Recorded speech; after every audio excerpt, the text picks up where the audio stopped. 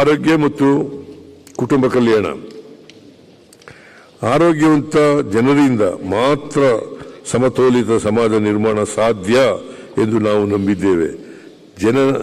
ಜನನದಿಂದ ಎಲ್ಲ ವಯೋಮಾನದವರಿಗೂ ವರ್ಗ ಭೇದವಿಲ್ಲದೆ ಕೈಗೆಟುಕುವ ದರದಲ್ಲಿ ಗುಣಮಟ್ಟದ ಆರೋಗ್ಯ ಸೇವೆಗಳನ್ನು ಖಾತ್ರಿಪಡಿಸಲು ನಾವು ಬದ್ಧರಾಗಿದ್ದೇವೆ.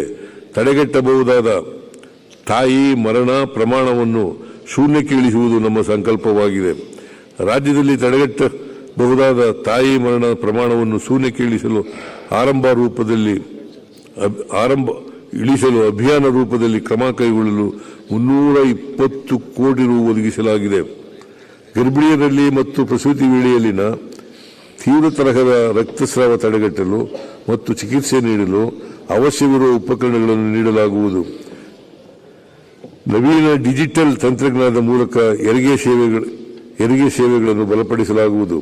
ಗರ್ಭಿಣಿಯರಲ್ಲಿ ರಕ್ತಹೀನತೆ ತಡೆಗಟ್ಟಲು ಹಿಂದುಳಿದ ಜಿಲ್ಲೆಗಳಲ್ಲಿ ಪೌಷ್ಟಿಕಾಂಶ ಕಿಟ್ಗಳು ಪ್ರೋತ್ಸಾಹಧನ ಹಾಗೂ ತಾಯಂದಿರಿಗೆ ವಾತ್ಸಲ್ಯ ಕಿಟ್ಗಳನ್ನು ವಿತರಣೆ ಮಾಡಲಾಗುವುದು.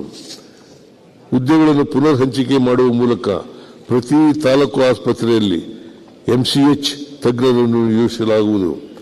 ರಾಜ್ಯದಲ್ಲಿ ಸಂಭವಿಸುವ ತಾಯಿ ಮರಣವನ್ನು ರಾಜ್ಯ ತಾಂತ್ರಿಕ ತಜ್ಞರ ಸಮಿತಿಯಿಂದ ಆಡಿಟ್ ಮಾಡಿಸಿ ಶಿಫಾರಸುಗಳನ್ನು ರಾಜ್ಯ ಅಧಿಕಾರಯುಕ್ತ ಸಮಿತಿ ಮುಂದೆ ಮಂಡಿಸಲಾಗುವುದು.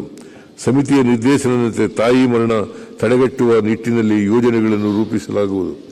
ರಾಜ್ಯದಲ್ಲಿ ಆರೋಗ್ಯ ಮೂಲಸೌಕರ್ಯ ಅಭಿವೃದ್ಧಿ ದೃಷ್ಟಿಯಿಂದ ಈ ಕೆಳಕಂಡ ಕ್ರಮಗಳನ್ನು ತೆಗೆದುಕೊಳ್ಳಲಾಗುತ್ತಿದೆ. ರಾಜ್ಯದಲ್ಲಿ 50 ಹಾಸಿಗೆ ಸಾಮರ್ಥ್ಯದ 14 ಕ್ರಿಟಿಕಲ್ ಕೇರ್ ಬ್ಲಾಕ್ಗಳು ಹಾಗೂ ಬೆಂಗಳೂರು ನಗರದಲ್ಲಿ 100 ಹಾಸಿಗೆ ಸಾಮರ್ಥ್ಯದ 1 ಕ್ರಿಟಿಕಲ್ ಕೇರ್ ಬ್ಲಾಕ್ ಕಟ್ಟಡವನ್ನು ನಿರ್ಮಾಣ ಮಾಡಲಾಗಿದೆ. ಅಥಣಿ, ಹುನಗುಂದ ಮತ್ತು ಮುಧೋಳದಲ್ಲಿ 50 ಹಾಸಿಗೆ ಸಾಮರ್ಥ್ಯದ ತಾಯಿ ಮತ್ತು ಮಕ್ಕಳ ಆಸ್ಪತ್ರೆಗಳನ್ನು ಸ್ಥಾಪನೆ ಮಾಡಲು ಅನುಮೋದನೆ ನೀಡಲಾಗಿದೆ.